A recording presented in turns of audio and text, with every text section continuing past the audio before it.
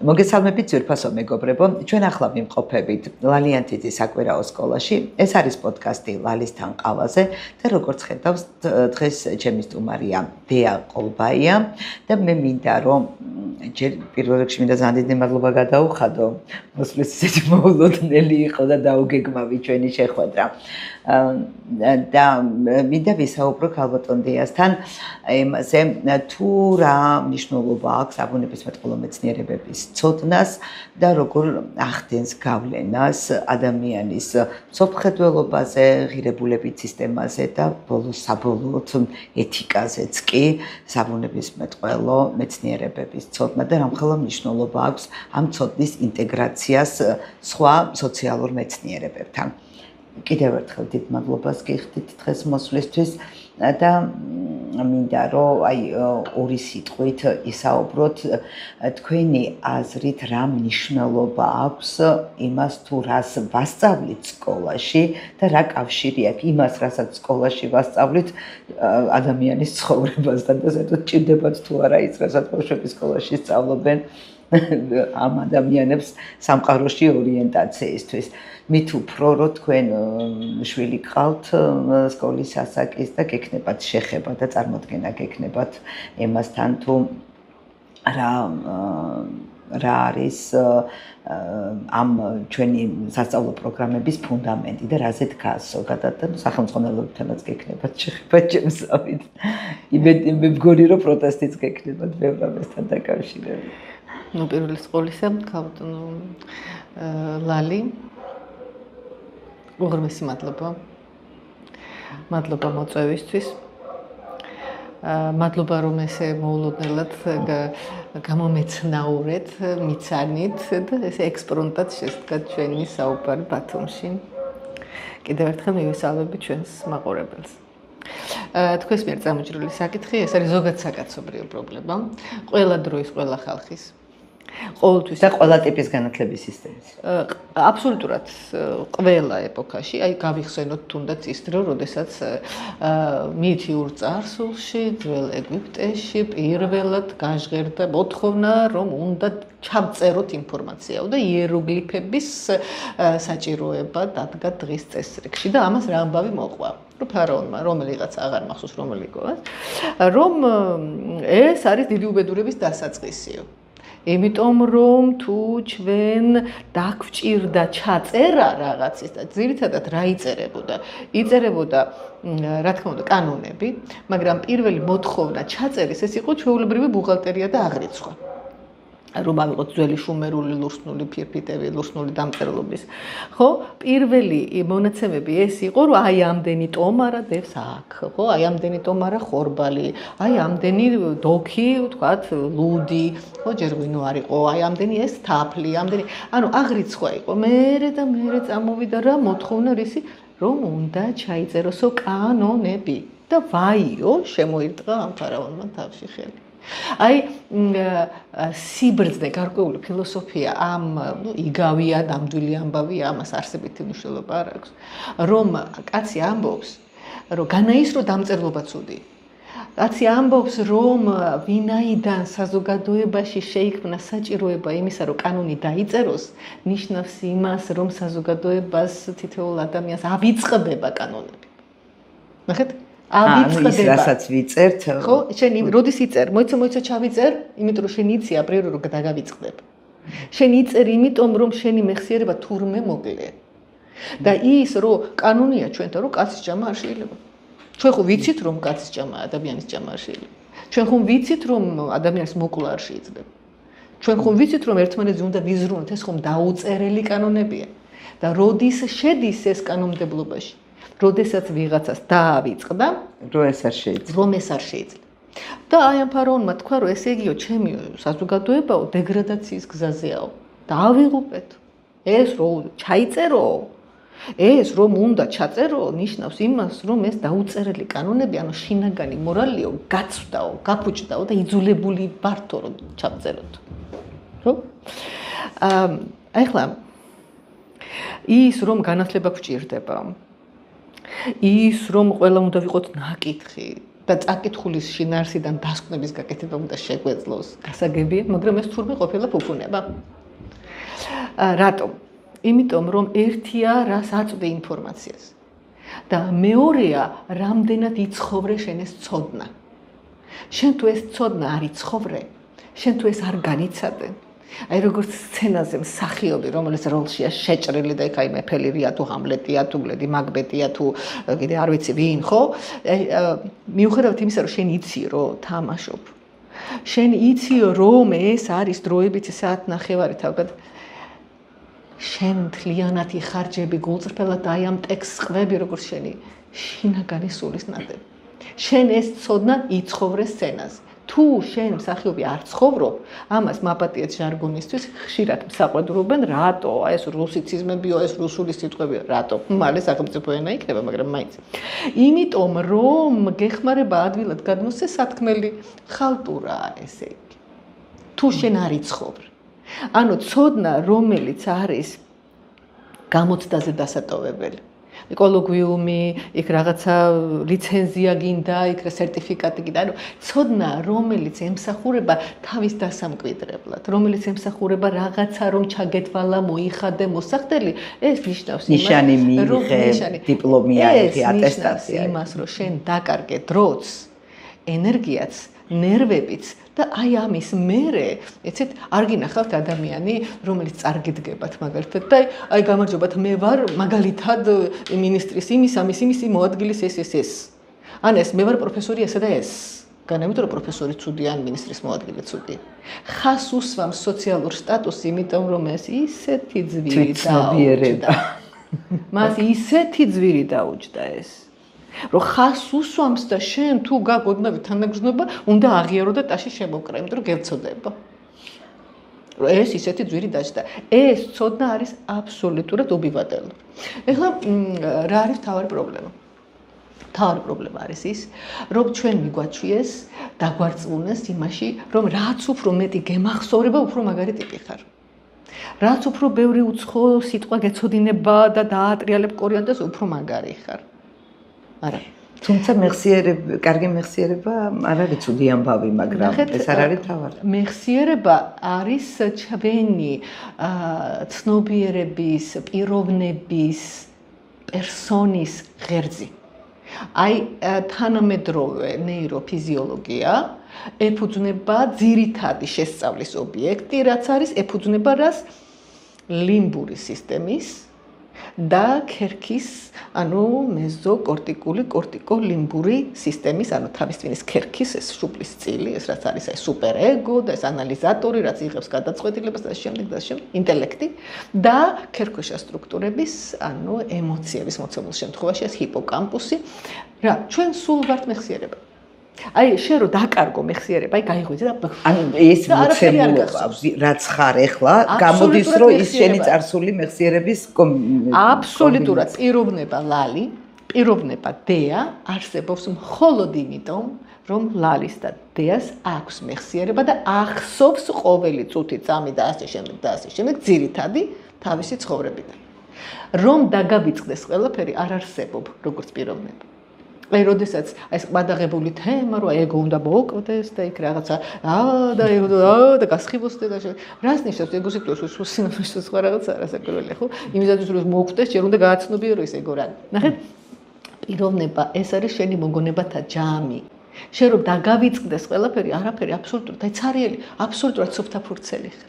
არაფერი არ გახსოვს რა სახეობა ხარ, რა სქესის ხარ, რა წარმომავლობის ხარ, რა ეროვნების ხარ, რა იცი, რა არ იცი, არაფერი არ არის, სუფთაფურცელი, მაგრამ შენ ხო ხარ.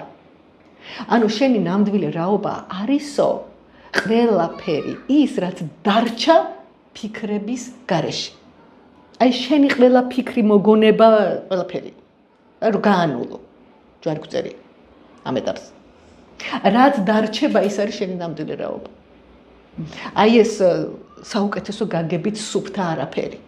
ანუ სუფთა ენერგია, ეს მალეში შავი კვადრატი. მოგწოს, არ მოგწოს, ეს არის ფსევდოხელოვნება, ეს არის იდეა, ხო? ამით დახატე შავი კვადრატი და გაყიდე მერე, ან დაგიდე ახლა ესე რომ. ხო? ნახეთ, თავარი პრობლემა ჩვენთან არის ის, რომ ცალ-ცალკე დაყოფილი, როგორც გოეთესა აქვს, ხო, ფაუსტში, რომ ის, ვინც იმეცნებს აღნაგობას ცოცხალის საგნის, იგი წინასწარ ცდის ამ საგანს სიცოცხლეს აცლის. შემადგენელი ნაწილები კი ცალად რჩება და ვაი რომ სულიერი კავშირი წყდება. ანუ ჩვენ გვაქვს ეს რედუქციული მეთოდი, ანუ რთული, უნდა დავშალოთ მარტივებად, ხო?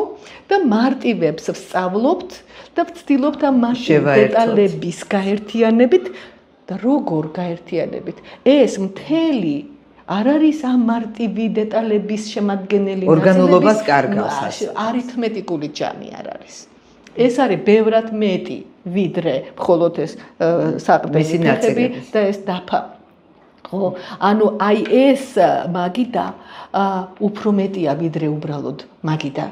ხო, ეს ხე მეტია ვიდრე მისი ტოტების შემადგენელი ჯამი. მეტია აი სწორედ აი ეს როდესაც რთულ სისტემას მარტივისაგან შემდგარს რაღაცა მომენტში დროისა და სივრცის უჩნდება ახალი თვისება, რომელიც მანამდე სისტემაში არ ყოფილა. აი უცბად გაჩნდა.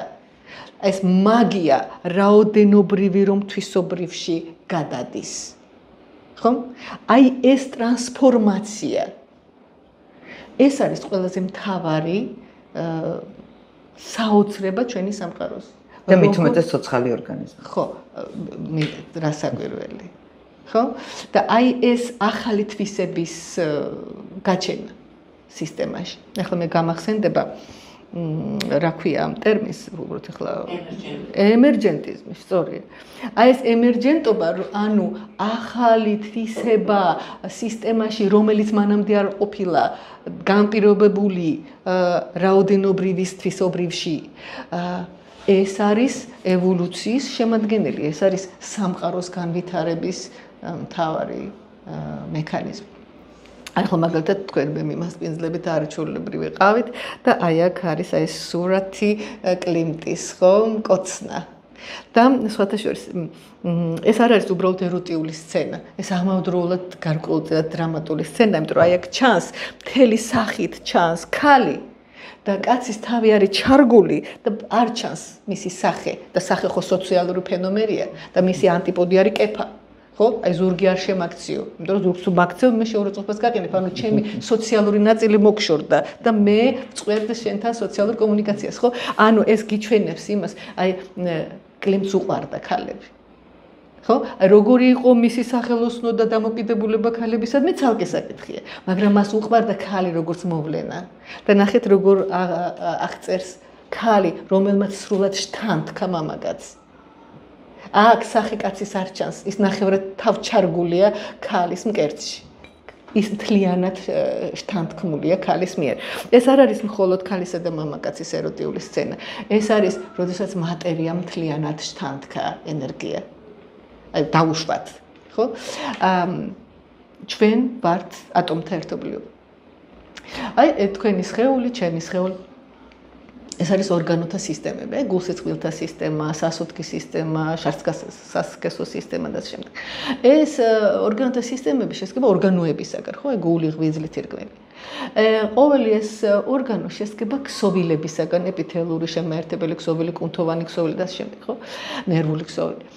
და ყოველი ეს ქსოვილი შედგება უჯრედებისაგან, ხო? აი ნეირონები, ნერვულში, მიოციტი, კუნთში, ვთქვათ, ოსტეოციტები, ოსტეობლასტები ძვალში და ასე შემდეგ, ხო? და ყველა ეს უჯრედი შედგება უჯრედის გარსი, უჯრედში შიდა სტრუქტურები, ბირთვი, ყველაფერი ეს შედგება ცილები, ცხიმები, ნახიწყლები, წყალი, მინერალური მარილები. ანუ ორგანული მთლიანად დადის არაორგანულამდე და მე ყველა ეს რისგან შედგება? წყალბადი, ჟანგბადი, ფოსფორი, გოგირდი, რკინა და აჰა, მთელი ესე იგი ელემენტთა პერიოდი. და დავდივართ ატომებს. დავედით ატომებამდე. ატომი განუყოფას ნიშნავს, და გავიდა დემოკრიტეს მერე აგერ ბატონო 2400 წელი და აღმოვაჩინეთ, რომ თუმე გადასარევად გაყოფადი ყოფილა, ხო? გავყავით და აი ჩვენ ხო არ ვიცით დემოკრიტემ რო ატომი უწოდა, ეს ხო ის ატომი არ არის, რასაც ფიზიკოსები. ეს ხო ფილოსოფიური სენტენცია იყო ატომი არის ის რაც არ იყო ყოფიერების უმცირესი სტრუქტურული ელემენტი ხო და ატომისტური ხო დემოკრიტი ხო მაინც მატერიალისტად მიგვაჩნია და შესაბამისად ვთქვათ ახლა სულსაც ატომებისგან შედგენილად. ესე იგი, მიიჩნევს, რომ ეს არის ყოფიერების უმცირესი სტრუქტურული ელემენტი, რომელიც იქნაც არ იყო. ესეც ჩავთვალეთ, ხო? მე აღმოჩნდა, რომ პროტონი, ნეიტრონები, ელექტრონები. მე აღმოჩნდა, რომ ეს ყველაფერი კვარკებისგან შედგება. მე არის ეს რაღაც კვარკ-გლიონური პლაზმა, ბოზონები და ჰაი. კარგით. ესე იგი, აღმოჩნდა, რომ მე საბოლოო ჯამში ვარ, უხეშად რომ ვთქვათ, ელექტრონების კვარკების გარკვეული სტრუქტურული ორგანიზაცია. და აი ეს ელექტრონების რაღაც ორგანიზაცია, აი ეს ფორმა, ესაუბრება ელექტრონების აი ამ ორგანიზებას. თემაზე როგორია სამყარო, როგორც ელექტრონული სტრუქტურა და მე ვამბობ ასე ელექტრონული ეს კომპოზიცია და ელექტრონების ეს კომპოზიცია მეთანხმება ან არ მეთანხმება როგორია აი ეს ზოგადად სამყაროს ელექტრონული კომპოზიცია ჩემის აზრით ასეთია ანუ ჩემი ელექტრონული კომპოზიცია თვლის ასეთია და თქვენი აი ეს ელექტრონული კომპოზიცია თვლის რომ ისეთია ჩვენ ატომთა ერთობლიობამ ვსჯელობთ როგორია ატომთა ერთობლიობის სტრუქტურული ორგანიზაცია სამყაროში მე ატომთა აი ეს ორგანიზება მივირთვევ ყავის სახით ატომთა აი ამ სტრუქტურულ ორგანიზებას. ყველაფერი, ეს ყავაც, ეს ჭიქაც, ეს ნახატიც, ეს მაგიდაც, ეს სხეულიც ერთი და იგივე ელემენტებისაგან შესწრება. წყალბადი, ჟანგბადი, გოგირდს. მაგრამ მე ვარ ცოცხალი. ეს არის არაცოცხალი, ჯერჯერობით. მოვა დრო და ყველა წყალბადი, ჟანგბადი, ფოსფორი, გოგირდი, რაც აქ არის ადრე თუ გვიან შეიძლება სადღაც აღმოჩნდება რომელიღაცა მაგალითად კლავ რო დატრიალდეს ეს მეზოზოური არის მსგავსი რომელიღაცა დინოზავრის ტბილში და ჩემი სხეულის რომელიღაცა წყალბადი აღმოჩნდება რომელიღაცა შუშის ნატა ან მუხის რკოში უკეთეს შემთხვევაში ანუ სადღაც 1 მილიარდი წლის წინათ რო იყო რაღაცა დავუშვათ ხო ეს პირველი ანუ მეორადი ატომებისგან ვართ შედგენილები ხო მეორადი ხო იცით რა ყველა აი ახლა ოქროს ბეჭედი რომელიც ხელს გიმშვენებთ ეს ოქრო 9 მილიარდი წლის არის მინიმუმ და აი ეს წყალი რომლითაც მომიმზადეთ თქვენ ყავა ხო მინიმუმ 13 მილიარდი თუ არა 11 მილიარდი ნამდვილად და წყალბადი მასში პირველი ელემენტია და 13 მილიარდ 700 მილიონი წლის არის ნაღდად პირველი ელემენტი ხო პირველი ხო წყალბადია და მერე ეს წყალბადიდან ჰელიუმი, მერე რაღაცა ბერილიუმი, მთელი ამბები, ყველა ჩვენი ატომი არის ვარსკვლავების ბირთვში მიმდინარე თერმობირთვული რეაქციები, რომელიც ნელ-ნელა მსუბუქი და მძიმე და საბოლოო ჯამში მსუბუქი აღმოჩნდება გარეთ, მძიმე აღმოჩნდება შიგნით, მერე ეს ზიახალი ვარსკვლავის აფეთქება, ეს გადმოიფრქვევა და აი ამ ვარსკვლავური მტვერისგან არის შექმნილი მთელი ჩვენი სხეული. და ბავშვებს მიეწოდებათ ამ ტიპის ცოდნა, აი ეს არის ზუსტად პრობლემა, რომ აი თქვენ როცა საუბრობთ, გისმენთ, ხო? თქვენ საუბრობთ როგორც ფილოსოფოსი, ანუ საბუნებისმეტყველო ყოველ სფეროზე საუბრობთ როგორც ფილოსოფოსი, ანუ რაღაცა გლობალური სამყაროსეული ზემოდან ზომავთ, ხო? და იქედან უყურებთ ამ ყველაფერს. და ხო შეიძლება რომ ესეც გაკეთდეს ისე რომ ამ ბავშვებს ამ კონტექსტში როგორ შეიძლება ასეთნაირად მიწოდებული საბუნებისმეტყველო მეცნიერებების სწავლა ბავშვისთვის გადაიქცეს ტანჯვად. როგორც იქცევა ხოლმე. მე მყავდა ძალიან დიდი მასწავლებელი. მე გახდით ქალბატონი თამარ დეკანოსიძის დიდი ქართველი ექიმის პროფესორის აკადემიკოსის ჩვენი დიდებული კათედრის თბილისის სახელმწიფო სამედიცინო უნივერსიტეტის პათოლოგიური ანატომიის კათედრის ხელმძღვანელი გახდა თავის დროზე, შემდგომ მან ეს გადააბარა პროფესორ პატონ ომარ ხარძეიშვილს, ასევე ჩემს მასწავლებლებს, რომელსაც დიდი სიყვარულით უთვლი მოკითხვას და მე ამ ადამიანებმა ამ კათედრამ მასწავლა აი ეს აზროვნება. და აი ეს რაც მოგახსენეთ ორგანიზმიდან დაწყებული ატომებამდე და მე ატომში და სტრუქტურები და ეს აღმავალი ეს არის ქალბატონი თამარის ოთახში დიდი ლამაზი ფერადი ესეთი ბანერივით, რომელიც ჩვენი კათედრის სიამაყემ ქალბატონმა გიული ნარუსლიშვილმა, რომელიც დიდებული ექიმია და არაჩვეულებრივად მღერის და ხატავს, აი მან დაუხატა ქალბატონ თამარს ეს და ჩვენ ყველანი ვიყავით ამისი მომსწრე, რომ აი ეს ჰოლისტური მიდგომა არის ერთადერთი, რითაც შენ შეგიძლია დაინახო ქალბატონი თამარი ბრძანებდა ცადა დედამიწა ერთდროულად. და მახსოვს მიყვებოდა, რომ იმისათვის რომ დაინახო ტყე, უნდა გამოხვიდე ტყიდან და ახვიდე მთაზე და გადმოხედო. მაგრამ იმისათვის რომ დაინახო თითოეული ხე, უნდა ჩამოხვიდე მთიდან და შეხვიდე ტყეში. შორიდან ცალკეულ ხეს ვერ დაინახავ და ტყეში შიგნით მთლიანად ტყეს ვერ დაინახავ. ამიტომ მთელი ჩვენი ცხოვრება არის შებეცნების პროცესი, რომელიც გულისხმობს სიარულს მთიდან ტყეში, ტყიდან მთაში და აი ამ გზაშიო იცვლებაო შენი ნერვული ქსელი. არავით არ მნიშვნელობა არ აქვს შენ ბოლოს რა შედეგს დადებ. ამას მნიშვნელობა აქვს საქმისთვის, მნიშვნელობა აქვს ხელფასისთვის, რომ სწორი დიაგნოზი დასვა, ეს ცალკე თემაა. მნიშვნელობა აქვს გზას, რომლის დროსაც შენ დაუნებურად ისე გარდაიქმნები, რომ ბოლოს აღმოაჩენ, რომ გზის დასაწყისში რომ იყავი ასეთი, გზის ბოლოს ხარ ასეთი. შეცვლილი ხარ და ერთი მაგალითი აქვს მოყოლილი სამურაიზე, როდესაც ბატონმა სამურაის დაავალა რაღაცა მეტოქის მტრის მოკლედ შეუკვეთა მკვლელობა. 3 წელი ეძება ამ სამურაიმ ეს თავისი ობიექტი, რომ ეს სიტყვა შეესრულებინა ბატონის დავალება. იმდენი ეძება და ბოლოს მიაგნო და გამოიწვია ახლა ორთაბრძოლაში, ის სადღაც წამოწოლილი იყო ტყეში, გააღვიძა. ეხლა უმეტა შენ უნდა ვიჩხუბოთო, გააღვიძა, ესე იჩხუბეს იქთური და ისეთი წინააღმდეგობა გაუწია იმ მეტოქემ, ისეთი აღმოჩნდა. რომ დაიღალა ეს სამურაი, დაიღალა და გაბრასდა, გამწარდა.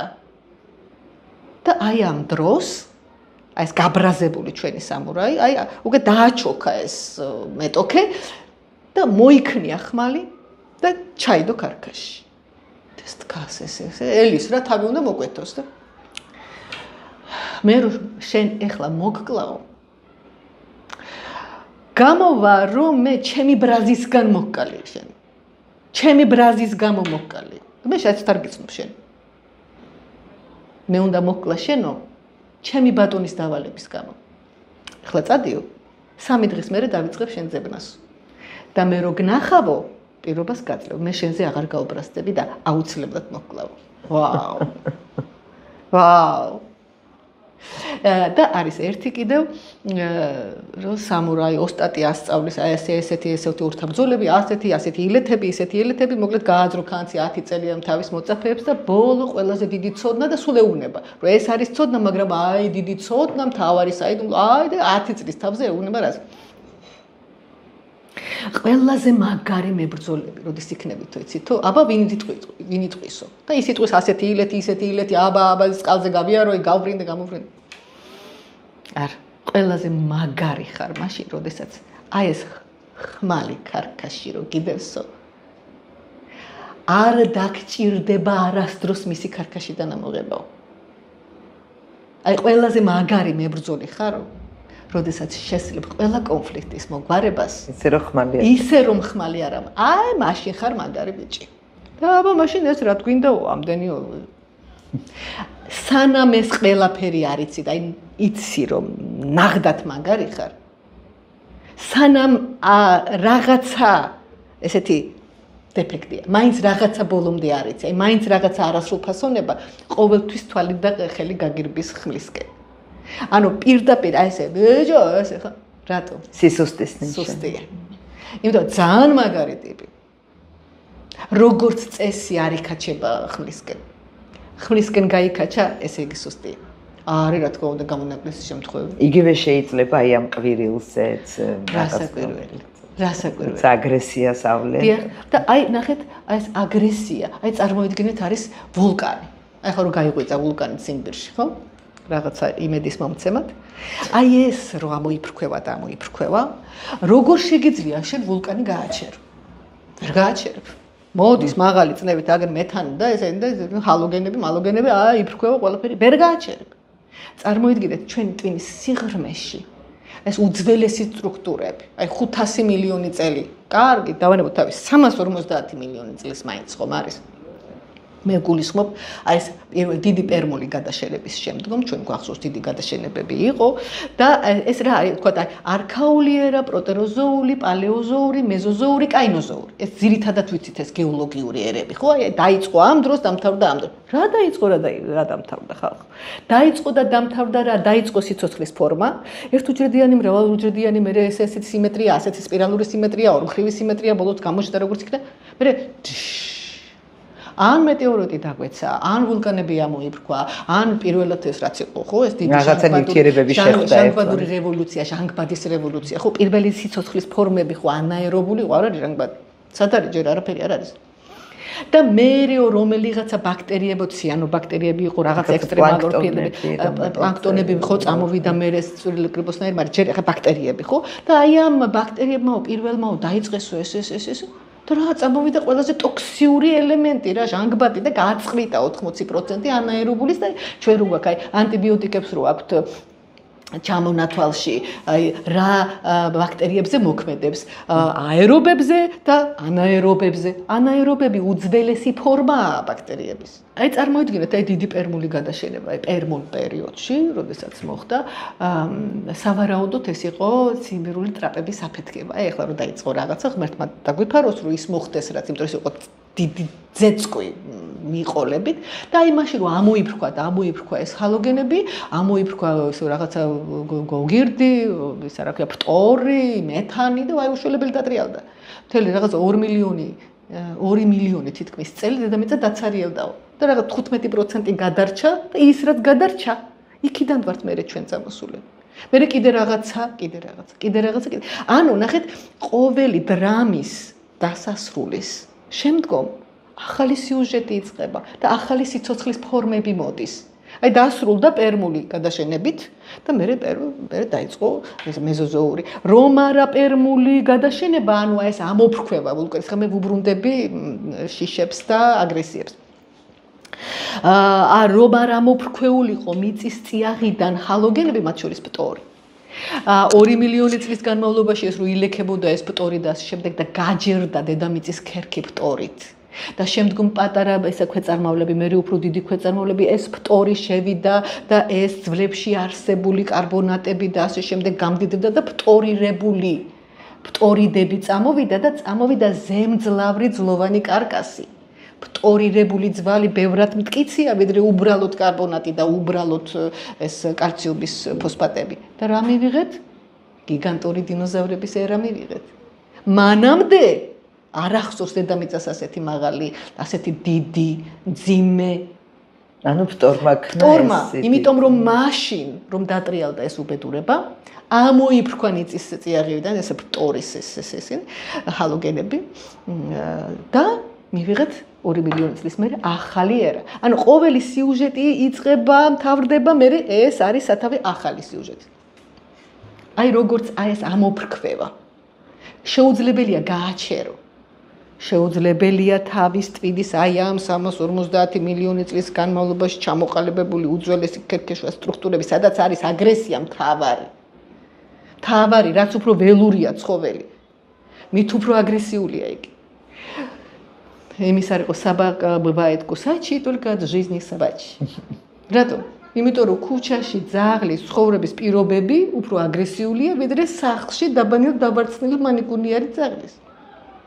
აი რაც უფრო აგრესიული ადამიანი, ეს ნიშნავს იმას, რომ მისი უძველესი ქერქქვეშა სტრუქტურა გენეტიკურად არის განვითარებული, ჩამოყალიბებული ისე, რომ ამ იმპულსების მართვა ქერქის მიერ გართულებულია, გაძნელებულია, ვერ მართავს და როგორ უნდა მართოს? პირველი, ამის გენეტიკური რესურსი უნდა კონდეს. აი მაგალითად, ანუ სოციალიზაცია ვერ ახდენს. როგორ არ, აი ნახეთ, რა საკვირველია. მაგრამ რა აღმოჩნდა, რომ გენებზე მოდისო სულ 2%. 98% ეს არის ეპიგენეტიკური მართვა. და ეპიგენეტიკაში შედის ჩვენ რამდენიმე 4 ძირითადი გზა გვაქვს გენების მართვის, ხო? რამდენიმე, აი თქვათ, ეს არის მეთილიზაციისა და დემეთილიზაციის. ანუ მეთილიზაცია აი ჩაკეტე გენი, დემეთილიზაცია გახსენი, ხო? ეთილიზაცია, დეეთილიზაცია თქვათ, ხო? აი ბარის სხეულაკი და ასე შემდეგ. უამრავი 4 ძირითადი. და იმისათვის რომ ეს გენი გაიხსნას, დაიხუროს დროულად ამ ეპიგენეტიკური მართვის მექანიზმის ჩართვას სჭირდება აუცილებლად გარემო ფაქტორი. ჩვენთან მიზიდულობის ძალა რო იყოს 2-ჯერ მეტი, ჩვენ ვიქნებით ქვეწარმავლები. ქვეწარმა ვერ ავდგებით. აბა გაიხსენეთ მაღალი სიცხე რო გაქვს 39 გრადუსი, მეორე, მესამე დღეს ლუგინდან ადგომა გიჭირს. ხო, თქვენი მოწონებული თურმე რა ძნელი ყოფილა, ნახე გრავიტაციის დაძლევა. ვერ დგები. ეს ისეთი თავისუფალი მოცემულობაა, რომ გონია რომ 100 ღმერთმა 100 დააბეროს ყველა, მაგრამ არა, 100 არ არის. ეს სანამ არ გეტკინება, მანამ ვერ ხდები. ამრიგად, იმისათვის რომ ეს აგრესია როგორმე მოარჯულო, შენ გჭირდება კარგად განვითარებული ქერქი. და აი ამ ქერქის განვითარებას გენების და შესაბამისად, ყველა გენი რა არის? გენი არა, ინფორმაცია ცილის პირველადი სტრუქტურის შესახებ. აი ეს ცილა შეიძლება იყოს ფერმენტი, ანუ ფუნქცია კონდეს, მოქმედება, ან ეს იყოს სტრუქტურული, ამისი ფუნქცია არის შენება. აქ არის მოქმედება, აქ არის სტრუქტურა, ხო? მოკლედ, ეპიგენეტიკა ნიშნავს იმას, რომ გარემო, აი მეტყველება, მოფერება, სწავლა, ამ სწავლის, ამ ცოდნის მნიშვნელობა, რომ მარტო ის კი არა რომ ხელფასი მოგევადება. აი, როდესაც აი თქვათ, მაქვს ხოლმე რაღაც ესეთი პრეზენტაციები, სალონური შეხვედრები და ვუყურებ ადამიანებს რაღაცნაირი ისეთ აი სიხარული, აწება, მეუფლება, რომ ხალხი მოდის რისთვის, ამის გამო ხელფასს არავინ მოუმატებს.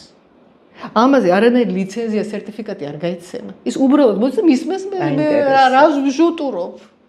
ვჟუტური რა გაგებით ვჟუტური, ხო? მე ვცდილობ რთული თემები მარტივად გადმოვცე. ამას ახერხებ ადამიანი მხოლოდ მაშინ, როცა ის იცხოვრე. და როდესაც აი ამ მუხტს გადასცემ და არ წმუნებ, რომ ეს შენც შეგიძლია. და უფრო მეტიც, არამ თუ შენც შეგიძლია, შენ შეგიძლია და მოდი ჩემთან ერთად წაიკითხე, სხვათაშორის მე მაქვს ეს პროექტი წამოწყებული, სტუდენტები, აბიტურიენტები, ასევე სხვები, ვისაც აქვს სურვილი და ახლა უკვე 2 არაჩვეულებრივი გოგონა ჩართული მაქვს ამაში, მე გაჩვენებთ მის ვიდეოებს, თქვენ შეგიძლიათ გამოიყენოთ მისი მათი ვიდეო კოლაჟის სახით არაჩვეულებრივი პრეზენტაციები გააკეთეს ამ სტუდენტმა გოგონებმა. სალონურ შეხვედრაზე გავიტან და დაუთმობ სცენას.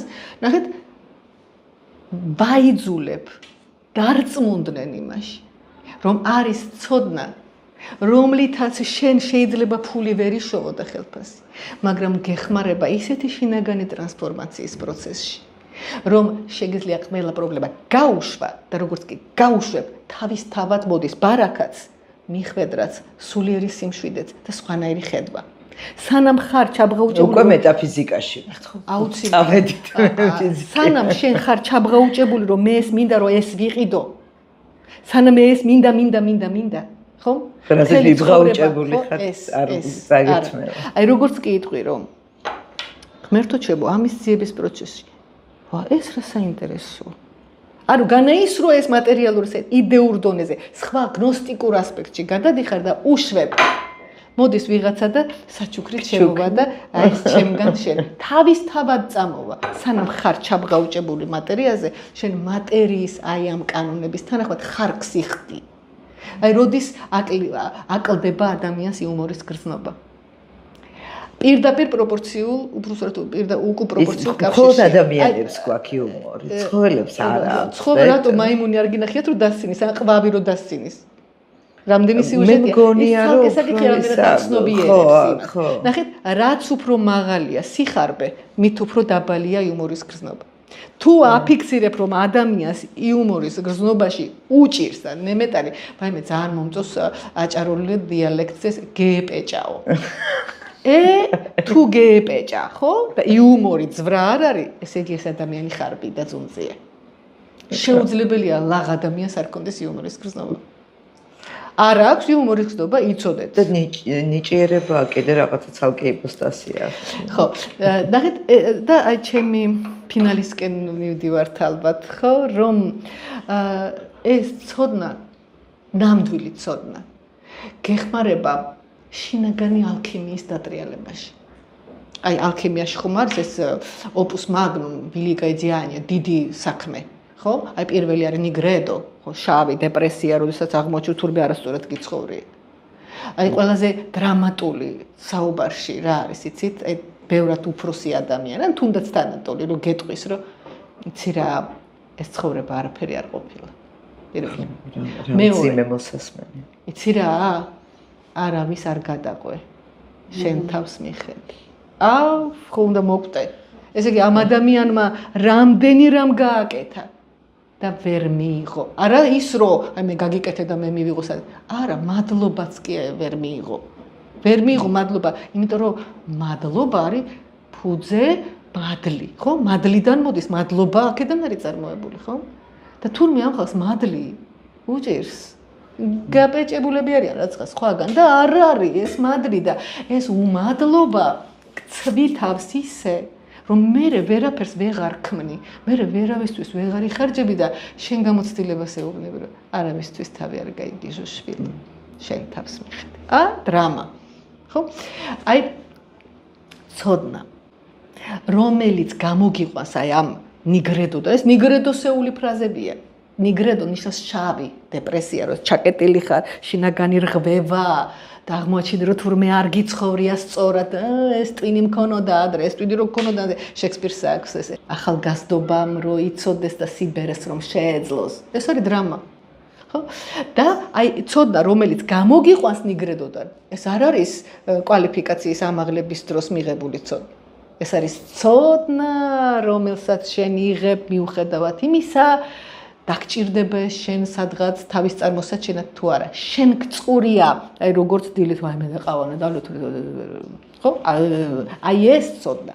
და გადადიხარ ალბედოში. მთლიანად ცნობის მოყარეობაზე დაფუძნებული და ეგ არის პრობლემა, რომ არა გვაქვს. მოსწავლე ეგ არის პრობლემა თავად. ცნობის მოყარეობა რატოა ჩაკლული? იმიტომ რომ გეუბნებიან, რომ გაირა შენ ახლა შენი გაკვეთილები ისწავლე. შენ ახლა შენი გამოცდა ჩააბარე. ესე იგი თვითმიზანი გახდა საშუალება. საშუალება რომ ხდება მიზანი, აი მაგალითად აი ეს არის ჩვენ შორეულ წინაპარს ხე ქონდა სალოცავი. ეს ხე არაფერი არ არის. ეს სიმბოლოა. ეს მარტო ადამიანს შეუძლია ეს რელიგიის სახით უკტავყოს. ხო? ეს მარტო ადამიანს შეუძლია თავად გამოიგონოს, რომ ჭექაქუხილი სინამდვილეში ზევსის ის არის ისრები. დააჯეროს თავის თავი, რომ ამ უსიცოცხლო ატომთა ოკეანეში, ხო? რაღაც არის ცოცხალი და აღმატებული და გონიერი. ძველ ბერძნებს ეგონათ, რომ მთელი სამყარო ცოცხლად ჰქონდათ მოაზრებული. ინდოელებს არ ეგონათ, სპარსებს არ ეგონათ, რომაელებს არ ეგონათ. ანუ ადამიანის უძველესი ტვინი მორგებულია რაზე, რომ გააცოცხლოს არაცოცხალი. ელვა, რომ იცის ძრა, ეს არის რაღაცა კუი ირხევა თუ რაც არის, ხო? ან სპილო. ანუ არაცოცხალი გააცოცხლოს. ინტუიტივიზმი ყველაფერს ცოცხლად მოიაზრებს, ბრუნდება ისევ იმ ჰილოზოისთან. ჰილოზოიზმი კი ბატონო, რომ ესე იგი მატერიისთან დაყოლილი თვისება არის სიცოცხლე და სიცოცხლე მატერიის თვისება, მაგრამ ნახეთ, რატომ დასჭირდა ეს ჰილოზოიზმი? იმიტომ რომ არაცოცხალს ვერ მოელაპარაკები. ცოცხალს მოელაპარაკები. და მას უნდა რომ მოელაპარაკოს, რომ იცის რა აღარ იყოს. რომ გვალვა აღარ იყოს. მას უნდა მოელაპარაკოს. და ვერ მოელაპარაკები ღვარცობს. ხო? ჩვენი ერთმორწმუნე მტრის მთავარ ბანდიტს ვერ მოელაპარაკები, ის მოლაპარაკებადი არ არის, როგორ შეიძლება მოელაპარაკო ღვარცობს ან მიწისძვრას, ვერ მოელაპარაკები. აქედან გამომდინარე ადამიანმა გააცოცხლა, გაასულიერა, მოახდინა პერსონიფიკაცია და დაიჯერა რომ ეს რეალობა რომ მოელაპარაკოს, იმიტომ რომ მიწისძვრა და ღვარცობი გამოდის მისი ძალის, მისი ზემოქმედების არეალიდან. და ადამიანს ეშინია და მთელი ჩვენი ცხოვრება არის რა წამლის ძიება, რომ გაგვიყიცდეს ტკივილი, რომ გაგვიყუჩდეს დარდი, გაგვიყუჩდეს განსაცდელი მონატრების, გაგვიყუჩდეს ფიზიკური ტკივილი. ჩვენ ვეძებთ წამალს, რომ აი ისეთი რაღაც დამალევინა, რომ აი ტვინი გამეხსნას. აუ ისეთი წამალი დამალევინა, ეხა აი რასაც წავიკითხავ, ხვალდილით ყველაფერი ზეპირად მაგ. ესე იგი სულ რაღაცას ვეძებთ. ჩვენ ვეძებთ წამალს გადარჩენისთვის. ერთადერთი გადარჩენის გზა არის ნამდვილი განათლება. სინათლე. და იმისათვის რომ ეს სინათლე მართლა ნათელი იყოს შენი, უნდა იცხოვრო ეს ცოდნა და შენ ვერ იცხოვრებ საგამოცდო პროგრამას. თუ შენ ესენი არ დააკავშირე, ფიზიკა და ქიმია და იქ ახლა ქიმიური რეაქციის დროს ამდენი მჟავა წარმოიქმნება და ამდენი მარილი ნალექი და ეს ფორმულებში ამოხადე სული, თუ არ აუხსენი რომ ფიზიკა და ქიმია რეალურად ერთი და იგივეა, მეტროლოგიურ ასპექტშია განსხვავება. და შენ ეს გჭირდება იმისთვის, რომ შენ თავად ხარ ფიზიკისა და ქიმიის დიდებული კოქტეილი. შენ შესდგები ამისგან. და აი მე აღმოაჩენ, რომ შენ ეს არ ახარ, შენ ეს გაქვს. და აი ეს რაც შენ გაქვს, ოდესღაც ვარსკვლავების შემადგენლობაში იყო. ეს ვარსკვლავებიდან ამოფრქვეული ელემენტებია, რომელიც მე შეკოწიწდა და აეწყო როგორც ძაფსე მარგალიტები და მოგცა ძივი სახელად ადამიანი.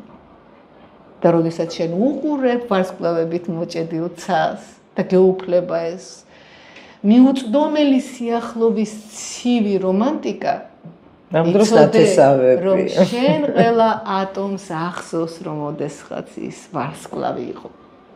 ამით აკავშირებ ფიზიკას, ასტრონომიას, არქეოლოგიას, გეოლოგიას, ბიოლოგიას, ფილოსოფიას აკავშირებ, იმიტომ რომ მხოლოდ ინტეგრალური, ინტერდისციპლინური მიდგომა აცოცხლებს ცოდნას და ამას ქვია მეცნიერების მისტერიის სპექტაკლი. ძალიან დიდი მადლობა. მადლობა თქვენ. ძალიან დიდი მადლობა, ძალიან ეხლა ვფიქრობდი რომ გისმენდით, რომ აუცილებლად ვაყურებინებ, აი ესე დავჯდებით და ვაყურებინებ ჩემს ცოტა მოზრდილ მოსწავლეებს საკვირაო სკოლაში ამ გადაცემას, იმიტომ რომ ის რაც მე ცოტა სხვანაირად ვაკეთებ იგივე აღქმებს, მაგრამ რაღაცა ძალიან ესე კომპაქტურად და ესე კონცენტრირებულად გაკეთება არის. დიდი მადლობა თქვენ ქალბატონ ლალი, რომ აკეთებთ ასეთ არაჩვეულებრივ პროექტს უძღვებით.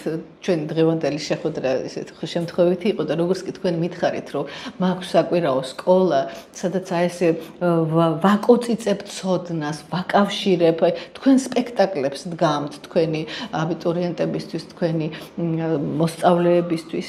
ეს არის ზუსტად ის, რასაც მე ჩემი გადმოსახედიდან ვაკეთებ ჩემებურად და ეს სულიერი სიახლოვე იყო მიზეზი, რის გამოც მე თქვენ გესტუმრეთ და დიდი სიხარულით მივიღეთ თქვენი მოწვევა და მინდა გისურვოთ დიდი უფრო მეტი და მეტი წარმატება, ვიცი რომ წარმატებული ხართ თქვენს და თქვენი პროექტიც და ძალიან მინდა რომ კიდევ ბევრჯერ გადავიკვეთოთ.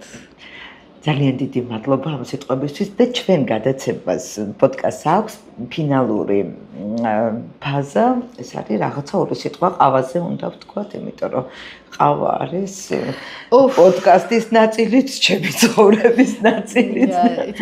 აი წარმოიდგინეთ სამი ტყვი არის პისტოლეტში. სამი ტყვი არის პისტოლეტი და ერთ ტყვია, მეორე ტყვია, მესამე და მორჩა აღარ არის, ხო? აი წარმოიდგინეთ რომ ჩვენს ორგანიზმში ყველა უჯრედში გამონაკლისი არის მარტო ნეიტროფილური ლეიკოციტი, სადაც არ არის მიტოქონდრია. მიტოქონდრია ეს არის ეს უჯრედში და სტრუქტურა, რომელსაც ქვია ენერგოსადგური ჩვენი უჯრედის. აი აქ მიმდინარეობს მთელი ჩვენი ენერგიის ძირითადი სუბსტრატის ადენოზინ ტრიფოსფორმჟავას სინთეზი. ATF. ამიტომ ქვია ATF-ი, ადენოზინ ტრი. აი სამი ტყვია, რაც თქვი, ეს არის ადენოზინ ტრიფოსფორმჟავა. ეს ადენოზინ ტრიფოსფორმჟავა არის ენერგია. აი პირველი ფოსფატური ჯგუფი გაისროლა, ხო? და ენერგია გაქვს. მეორე მე აღარ არის, დამთავრდა, ხო? ესე იგი ტრიფოსფორი ეს მეორე სუნთქვა როდიდან იწყება? ეს სამს რო გაისრევ. მეორე სუნთქვის რა მოგახსენოთ ეს ზოგადად მთელი ეს აი რაღაცა რო გამოიფიტები და უცებ ბოლო ძალებს რო იპოვი. აი ნახეთ, უბრალოდ აი ეს ადენოზინ ტრიფოსფორმა ხო გაისროლა ერთი ფოსფატური ჯგუფი. მე მივიღეთ ადენოზინ დიფოსფორ, ხო? ორი დარჩა, ხო? აი ეს ADF-ი, ადენოზინ დიფოსფორ მას აქვს თავისი რეცეპტორი. ისე როგორც ATF-ს, მაგრამ ADF-ს განსაკუთრებით გამოხატულია თავის ტვინის ქსოვილში. და წარმოიდგინეთ, აი ეს ADF-ი, აი წარმოიდგინეთ აი ესეთი რაღაცა, ეს ხო ორი და აბასაც თავისი დუდუნ ჩაჯდა თავის. და შენ გეუფლება გრძნობა რომ დავიღალე. ADF ნიშნავს რომ შენ დაიღალე. ესე იგი ATF-ი დაიხარჯა, ხო? გაისროლა ეს ფოსფატური ჯგუფი და ADF-ში ხო გადავიდა. ხო. ესე იგი ATF-ი ხო აღარ არის საკმარისი და ADF-ი ჩაჯდა თავის რეცეპტორში, დავიღალე. ესე იგი ორგანიზმი გეუბნება დამასვენი. და ამ დროს მიდის ყავა. აი, აღმოჩნდა რომ ყავაში არსებული ეს ჩვენი კოფეინი არის ისეთივე აქტიური ცენტრის, როგორიც ADF-ი. და იკავებს ამ რეცეპტორს და აღარ უშვებს ADF-ს. უი, რა საბობდა არ გღები. ამიტომ ვინაიდან ADF-ი ვეღარ უკავშირდება რეცეპტორს, შენ გგონია რომ არ დაიღალე. სამაგიეროდ ყავის დალევიდან 40 წუთში შეიძლება მოიცელო და წაგიღოს ძილმა ისე, რომ თვალები ღია ამოუშვა პოლიფონიური ხრინვა. ეს განსაკუთრებით საშიშია ძღოლებს. ასე ქვია, ესე იგი 30 კილომეტრის პრობლემა. რატომ? ნახევარი საათი 30, ხო, ან 30 წუთი შეgaachnia ვინ რა სიჩქარეთ დადის საშუალოდ. შეიძლება 30 წუთია ალბათ. და განსხვავება არის ხსნადში და ჯეროსთან. განსხვავება არის ეს არის ნალექიანზე ამბობენ რომ უფრო სასარგებლოა ვიდრე უნალექო, იმიტომ რომ უნალექოს მოშორებული აქვს ეს ჩენჩო-მენჩო და ასე შემდეგ. ნებისმიერ შემთხვევაში ყავის მიღება დილის საათებში არ არისო სასურველი. დილით ისედაც კორტიზოლი მოდის, ისედაც ენერგია დაგროვილი გაქვს და ასე. შენ თუ დილა აუცილებლად ყავით გჭირდება გამოფხიზლება, ესე იგი შენ უკვე ბჭყალებში აბათხარ. ესე იგი ენერგია არა გაქვს. ამისთვის რა ჩვევაც არის. ჩვევაც არის, მაგრამ მოთხოვნილება შენ ქიმიურად უკავშირდები. ეს უკვე ერთვება. აი ხანდახან მგონია რომ ემბიტო ცხოვრობ, ემბიტო ვიღვიძებ რო ყავა დავლიოთ. რა ცოტა რამ უნდა ადამიანს ბედნიერებისთვის. მოგლეთ ღმერთმა არ მოგუშალოს კარგი და ხარისხიანი ყავა ზომიერად და ორგანულად ჩართული ჩვენს ბიოქიმიურ წრებრუნვაში. ძალიან დიდი მადლობა, თან ვიცოდი რომ რაღაცა ძალიან საინტერესო სიტყოდით ყავის შესახებ. მადლობა თქვენ და მოგლეთ მომავალ შეხვედრამდე. მადლობთ. ეს იყო პოდკასტი ლალისთან ყავაზე. ჩვენ მიმყოფებოდით ლალიანთიძის საკვირაო სკოლაში და ჩემი სტუმარი იყო პათანატომი და მეცნიერების პოპულარიზატორი და მე მგონია რომ აი ძალიან ნიჭიერი და კარგად და სწორად მოასწრონი ადამიანი დია ყოლბაია.